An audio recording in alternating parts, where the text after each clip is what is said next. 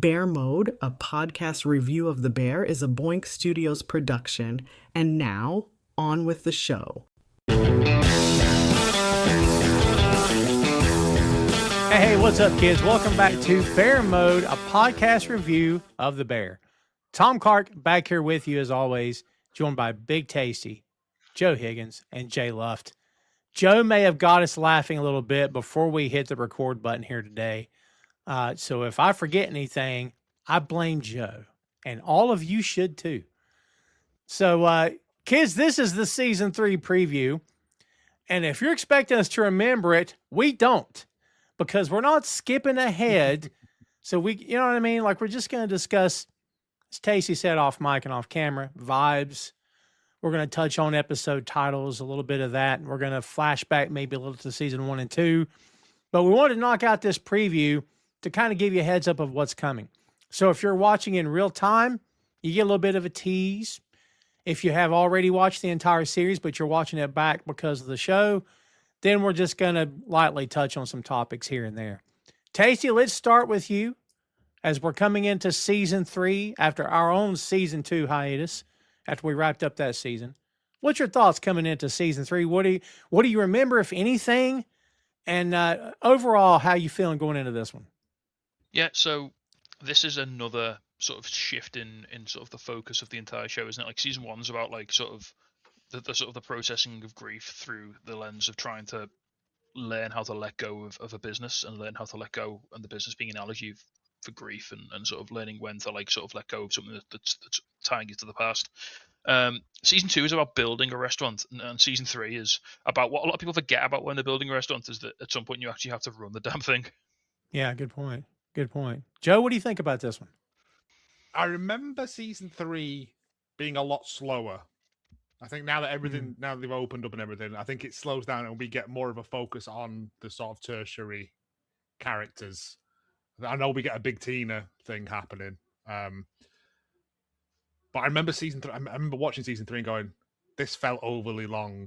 Like they'd cut one season in half and banged a load of transitional shots in. Joe, I think you and I were talking back and forth as we were watching season 3, and we both kind of thought the same thing in the chat. Am I wrong about that? Yeah, it feels about right back then. Yeah, it's still good, but it felt like they went, "Oh, we need you to make like 5 seasons of this, and we've only got enough story for 4." Yeah, just put some stuff in.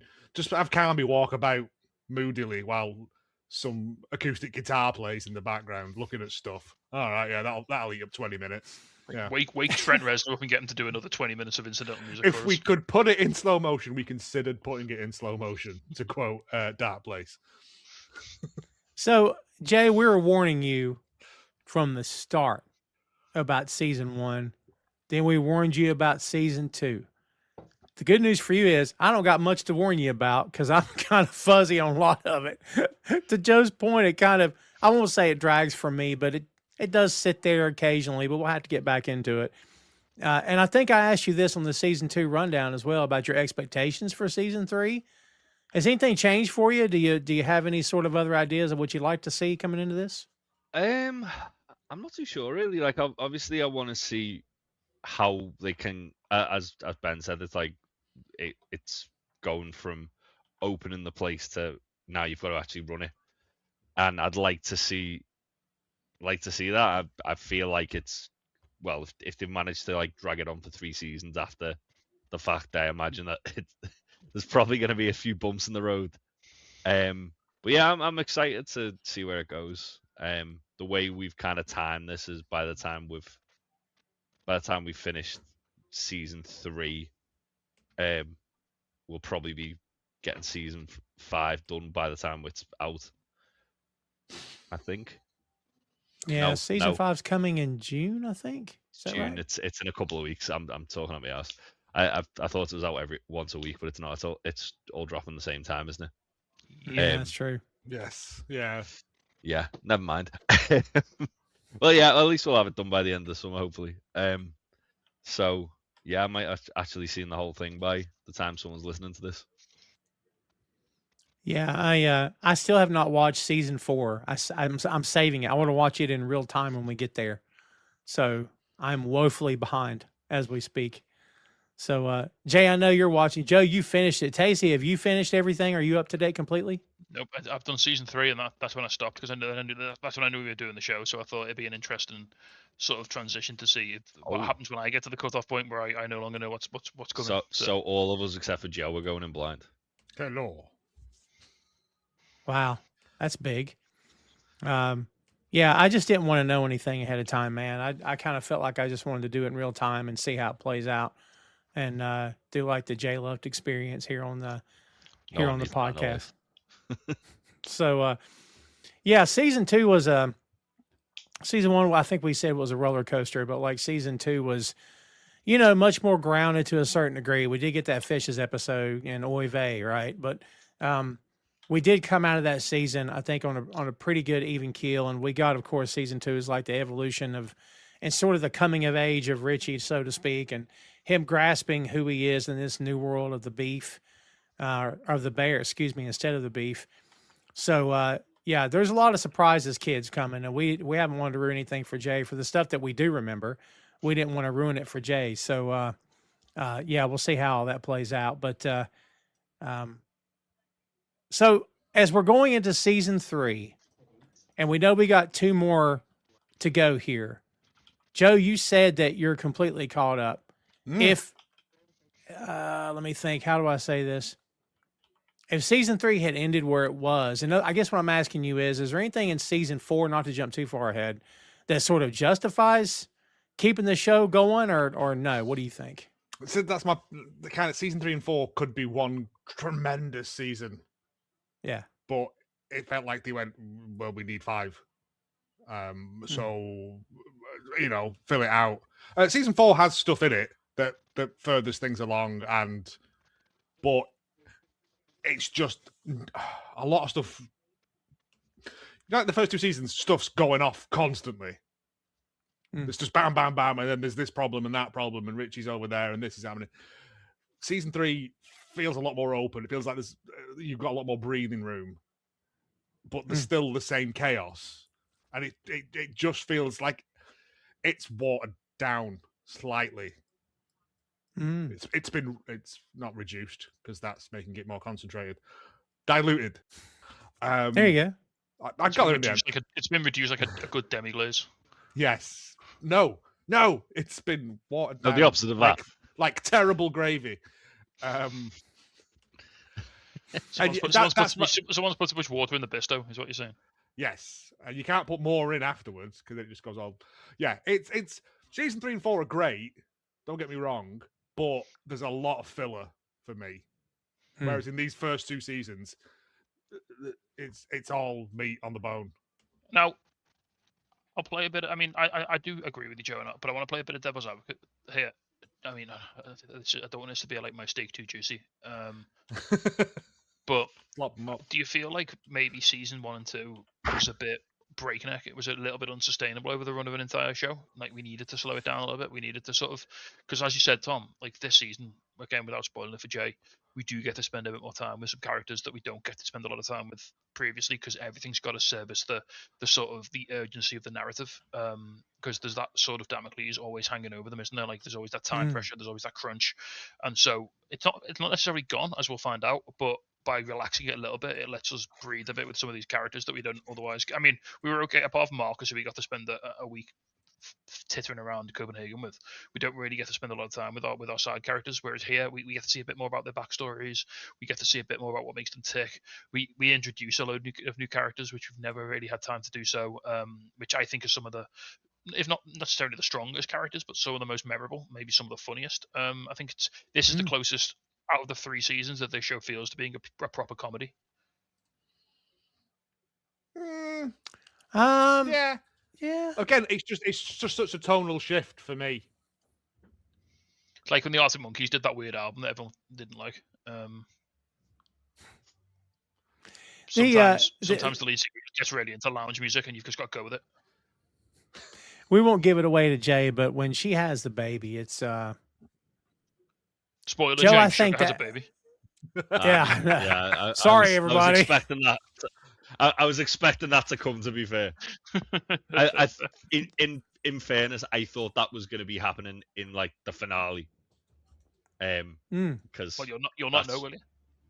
That's just a no. I mean, like season 2 finale, because that's right, just okay. like that's just a cliche a lot of shows like to do, and you forget that the bear doesn't like do a lot of cliches.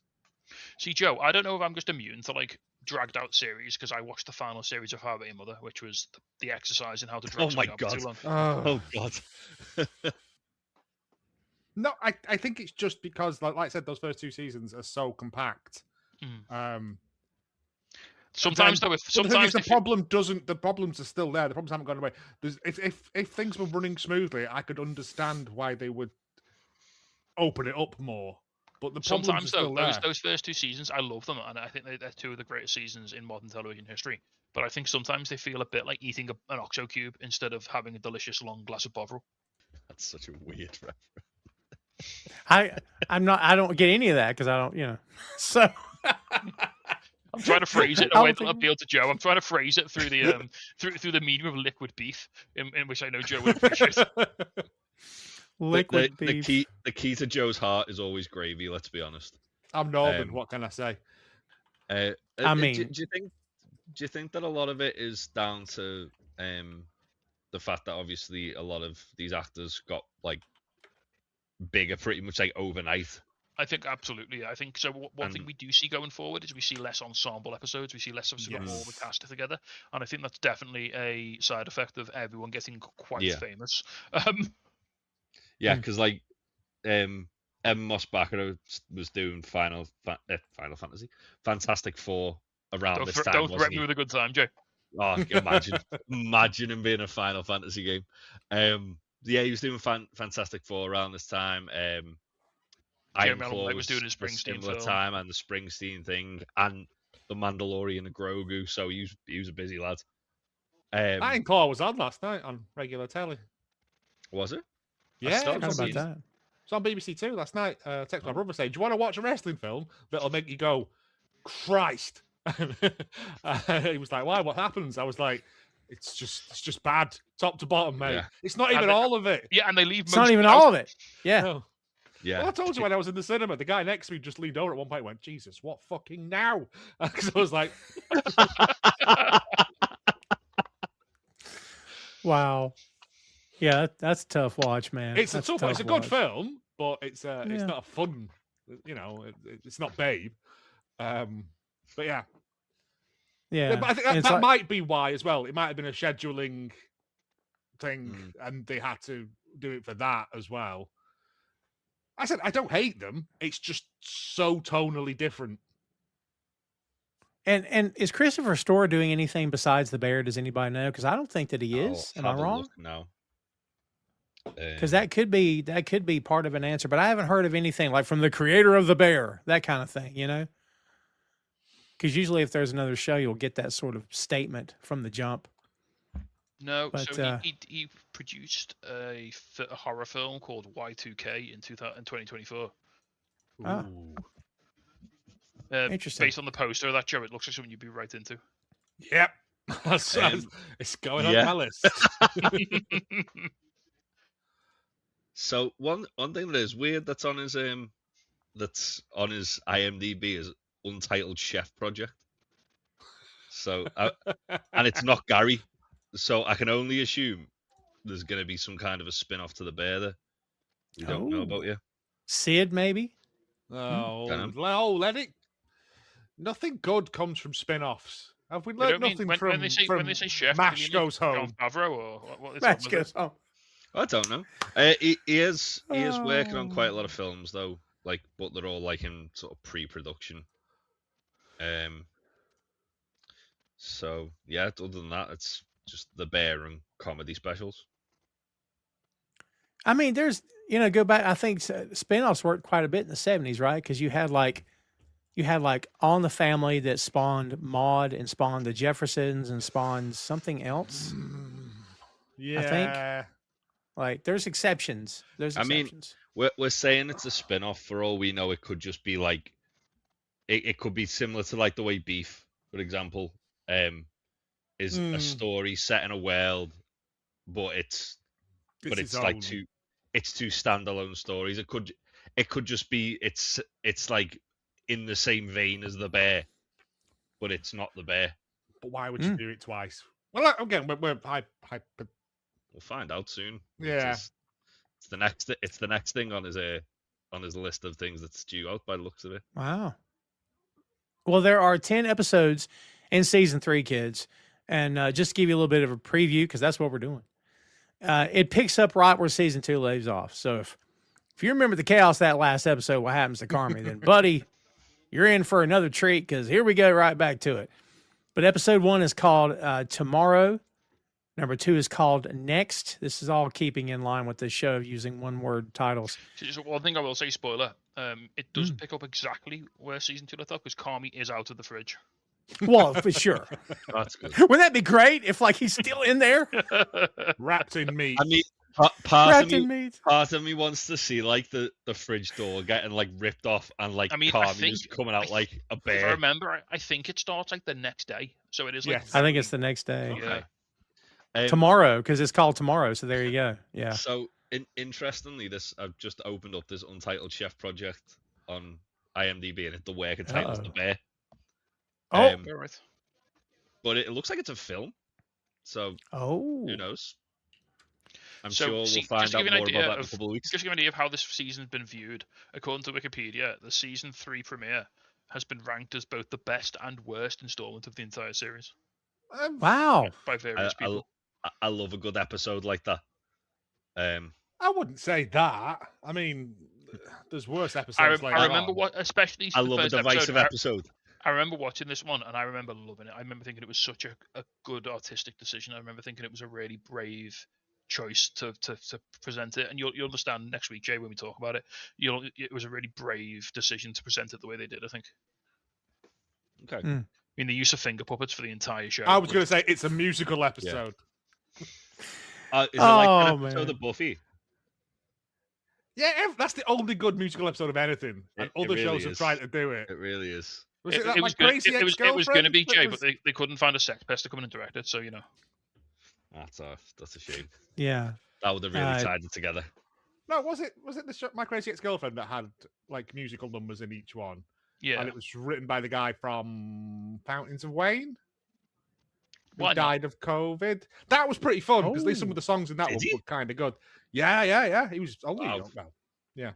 Every day's a school day. That's a core memory unlocked. Yeah. So I was at a pub quiz. Was it a pub quiz the other week? One of the questions was what was the hit single by the band Fountains of Wayne? It was Stacey's mom. Yeah. I get that right. Yeah, it's the only one anyone knows. I think there was also something about a Christmas one. There was like I Want a Dinosaur for Christmas or something like that. Like a little novelty one. But he's a very talented man. Adam Schersinger. He was 52 years old. Wow. Jesus.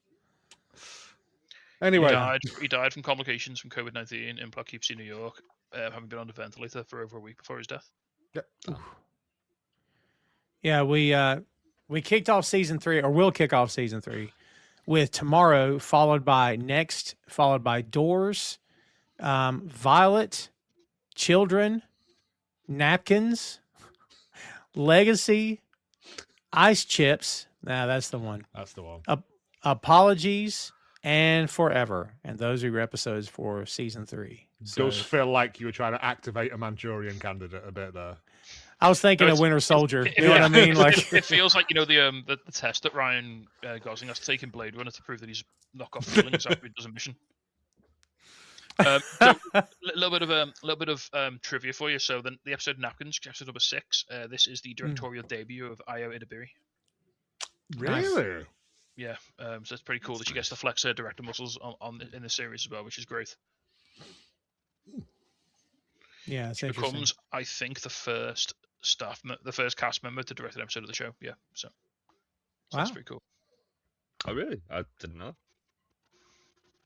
Yeah, that's back to the TED show where we had Brett Goldstein directing, and we had wasn't Beard directing quite a lot of them anyway, and so he was he was writing, I think, as well, but I don't know So about directing. there was a We had joke Zach on Braff directing one for sure. So there was a joke on this week's SNL UK because Hannah Waddingham was the guest host, and so she made a joke about how being on the show reminded her of Ted Lasso, especially the communal showers. And then she said, "Yeah, Brett Goldstein really is that hairy." that's good. I watched the Hannah Waddingham Christmas singing thing, and it's basically Hannah Waddingham mucking about with the Ted Lasso lads. Like, It is. yeah, Well, it's fun. Almost every scene, every sketch she was in this week, she sang because she can sing, so why not? Oh, she's got Yeah. pipes, yeah. She did it live as well, which was really impressive. Like she did the pre-tapes, then she sang in the live sketches as well, which was incredible. So Nice. Yeah, she's great. That is. TED show is going to be fun to get back to. In case you don't know, kids. I don't know. It's got Tracy Ullman in it. Oh, Yeah, I Does it? saw Oh, that. oof. Yeah. oh, thank you. I was never a huge fan. The Tracy Ullman show hit, and I'm like, I don't know. No. Yeah. I don't know. That was 40 years ago, man. You know what I mean? That's true. Yeah, she was very good in The Princess Bride. So That's all I've got. also returning to direct this season, we have obviously lots of Christopher Storer. He does 1, 2, 3, 4. He does 7 of the 8 episodes of the 10 episodes. I said Yeah, I he's does all over 1. Duccio Fabri does 1. Know who he is? He hasn't got a Wikipedia page. Also, Joanna Calo directs again. So she last directed Pop from season 2. And Brigade from season 1, and Sharon, she actually directed a few in season 1. You might know her as well. She wrote for BoJack Horseman, and she also co-wrote Thunderbolts. So Nice. yeah, she's got some pedigree. She's got some talent. Yeah, she's all over season 1 and 2 for sure. But yeah, we've got some recurring characters as well. John Barenthal, because of flashbacks. We don't ruin anything for Jay.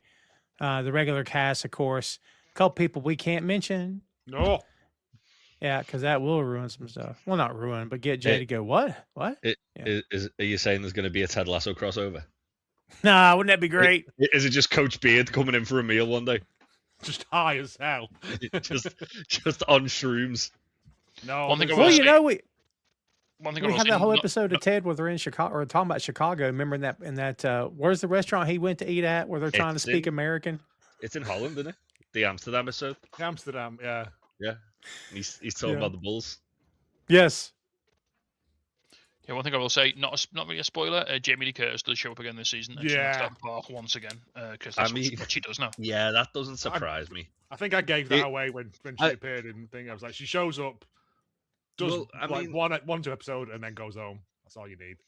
The thing with like the finale, which is so good, is it leaves like enough enough of a trail of breadcrumbs that you've got an idea of like what some of the story beats for this next season are going to be. But like I still have no idea what to expect. But I know obviously like we've got the whole I knew something with her was coming down the road. Obviously, Sugar's heavily pregnant and she didn't give birth in the finale, so. All I'll say, Jay, is wait until you find out how much money they're spending on butter. Oh God! And well, the other thing as well is Not as much obviously, as my wife. obviously, the show, does it end with Marcus getting the texts about his mum? Yes. Well, it's the last time we see him. It's like the last couple of. He's got the missed calls and the long messages shots, implying isn't it? that something might have gone a little awry with his mum's situation. Yeah, so That plays out in episode 3 of season 3, by the way, when sadly, that plays I don't think we see Methy Josh anymore. I think he might have gone. I think we have to just assume that we didn't see it, they didn't explicitly show it, but I'm pretty sure he got fired. It took me a second. I didn't know who you were talking about. he died on the way back to his home planet. Yeah. Yeah. Turns out he was immediately shot by meth dealers, like after the episode ended. Marcus got the wrong end of the stick, and when she said fire him, he thought she meant shoot him. Yeah, well, kids, without again ruining everything for you. Again, that is our season 3 preview. Not a whole lot to dive into here today, but hopefully it will whet your appetite and serve as sort of a nice little look ahead at what's to come. And season 3 is kicking up as you're watching this. If assuming you watched it when it drops, then you'll get season 3 episode 1 next week, we're time traveling at the moment. Every time we time travel, it messes with my brain. So we'll get there and we get there. Guys, as we close this out, Jay, again, the three of us have already seen this, and I think I've already asked you what you were expecting, but in terms of where you hope season 3 will end off, if that makes sense, because there's 2 more seasons after that. I assume you're looking forward to this, right? Yeah. We haven't filled you with a sense of dread. So what do you think? Yeah, I think because it is very much, it is literally the middle point, isn't it, of the show? Because we now know it's 5 seasons. So I think I'm not too sure what to expect, how the season's gonna end, because obviously there's still quite a ways to go. Probably about between 16 and 20 episodes after the end of the season. So, and that's not even including Gary. So yeah, I'm intrigued to see where it goes. I think based on the way the 2 ended, as I said, there's enough of a trail of breadcrumbs that I've got an idea of some of the story beats, but then some of the other stuff I haven't got a fucking clue. That's fair. Yeah. Well, as we said, Jay's the only one that's watching in real time, kids. So I think we're good to go here. But we hope you've enjoyed our review. We're having a blast doing it. We thank everybody for hanging in there with us, for sharing the show, and for following on all the major audio platforms, everywhere you can imagine, from Apple Music to Audible to Amazon to iHeartRadio to Spotify. We're on all the platforms. And, of course, you find the video version on YouTube, where everything lives for Boink Studios. So please check us out on the YouTube at Boink Studios, and also visit boinkstudios.com. You will find links to all of the shows we have with the network, and also the shows that these lovely gentlemen before you have as well. You'll find links to all that there, as well as social media links, anything you need. Boink Studios, go check it out. Nothing's behind a paywall, kids. None of us ever sleep. All we ever do is podcast. So we hope that you enjoy everything you see there. If you ever have feedback, comments, questions, thoughts, words of wisdom, please feel free to pass them on. You know where to find us. And stay tuned, everybody, because, again, as we said, next week, Season 3, Episode 1, I got it right that time, of Bear Mode. I was going to say Two Nations. See, I'm going to screw that up. Of Bear Mode, a podcast review of The Bear, will be back for Season 3. So that's going to do it for us, at least for right now. So for Big Tasty, for Joe, for Jay, I'm Tom. We'll see you next time, kids.